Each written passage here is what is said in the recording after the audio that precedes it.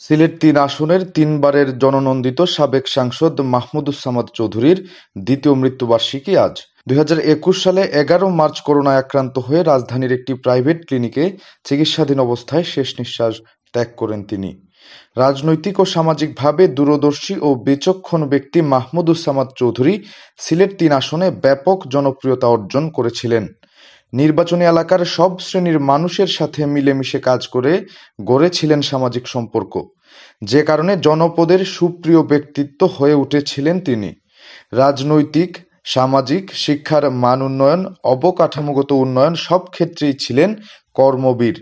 ওনার ঘোষণা অনুযায়ী মানব সেবাকে ইবাদত হিসেবে গ্রহণ করে মানব সেবা করেই মৃত্যুবরণ করেন তিনি।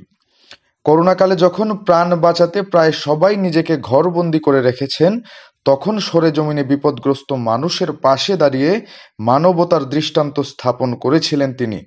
আক্রান্ত হন করোনায়, করোনার তীব্রতার কাছে চিকিৎসকদের অসহায় করে পরপারে পাড়ি দেন কিংবদন্তি মাহমুদুস সামাদ চৌধুরী।